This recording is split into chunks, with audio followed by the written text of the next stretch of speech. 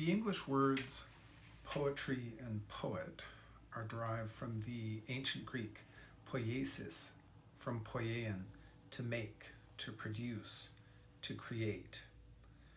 The poet, poietes, is literally the maker, a term that carries in Greek both the sense of technical craft, techne, and of inspired creation. In the Roman civilization that made itself the inheritor of much of the ancient Greek culture, there are two terms for our poet. One is poeta, from the Greek, and the other is vetes. Traditionally, a vetes was a seer, a type of minor prophet, distinct from the official state-sanctioned augur. The term vetes was revived by Virgil, who fashioned his poetic persona as that of a vetes, a prophet, proclaiming the destiny of Rome under Augustus. The Latin term vetes connects the poet directly to the prophetic and priestly tradition. Of course, it was already connected in Hesiod, but we can return to that. Poetry is the art of language pushed to its highest pitch of concentration, rhythm, and meaning. In the ancient tradition, it is simultaneously the product of craft, technique, and of inspiration. It's a resource and a practice of both diagnosis, individual and societal, and healing, and it's an orientation of the community in time. It's the privileged medium through which the tradition transmits its deepest knowledge of what it means to be human. And it belongs to the Republic of Letters, a community constituted by shared commitment to understanding rather than by shared allegiance to power. The phrase Republic of Letters translates the Latin res publica literarum, the Commonwealth of Letters. Res refers to thing, matter, affair, publica to the thing being public, belonging to the community, and literae refers to letters, which is to say the system of encoding culture in written texts, and thus it refers to literature and learning. The phrase Republic of Letters appears in the correspondence of Renaissance humanists, notably the letters of Erasmus, to name the transnational community of learned persons, in a first instance the humanists themselves, who share a common commitment to the values of learning, honest inquiry, and the cultivation of an ethically informed eloquence through the diligent study of bonae literae, good letters, classical literature, together with a cultural identity founded upon a shared traditional inheritance that transcends the limitations of nation, language, confession, and political allegiance. The Republic of Letters echoes Cicero's conception of the community of the wise across time. The Republic of Letters is both an ideal and, to a significant extent, an actual historical reality. It's a community constituted not by territory, ethnicity, or political allegiance, but by shared commitment to learning that is informed by honest inquiry, again, and open colloquy, and by the same token is resistant to the narrowing of dogma. The Republic of Letters is propagated through the reception, inventory, interpretive arrangement or integration, application, and transmission of genuine culture. Not the culture industry, but genuine culture. The Republic of Letters is a community of readers, writers, thinkers, a community of culture bearers. It's the poet's republic.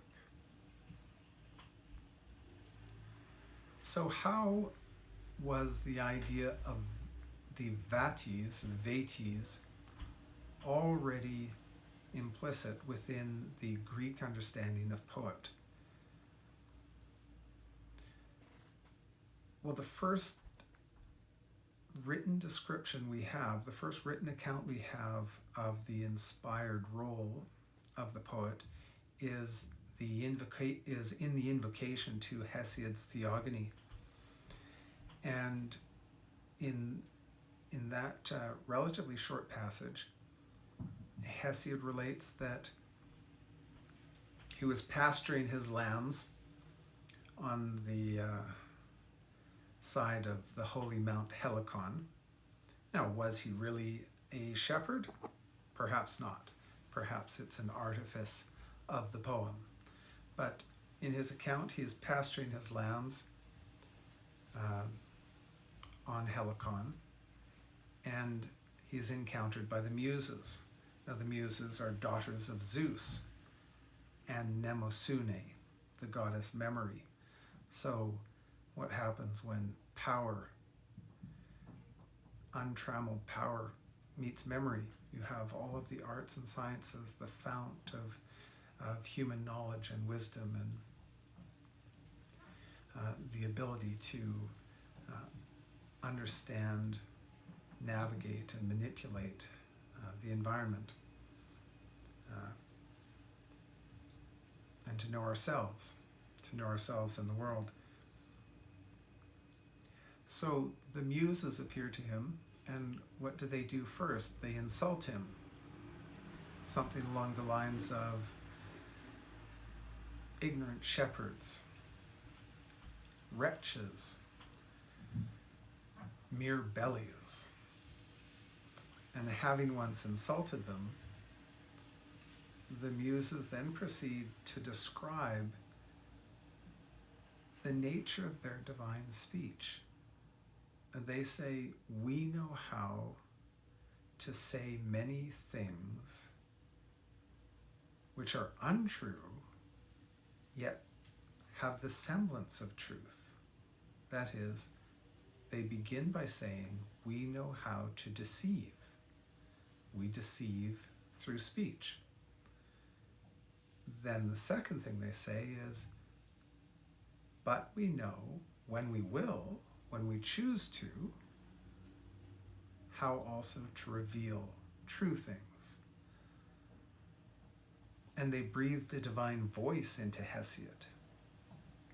Now, the divine voice, the word psyche in Greek refers to spirit, breath, and mind. And we get our word psychology, psyche, from psyche. So the Muses breathe the divine voice, a divine breath, a divine spirit, a divine mind into Hesiod. And to what purpose, to what end? Well, he tells us so that he may celebrate things that will be, so that he may celebrate the future and things that were aforetime, things that were before, and the past. That is, celebrate them for a specific audience. Celebrate the future and the past of his audience. You could say it's a tribal function.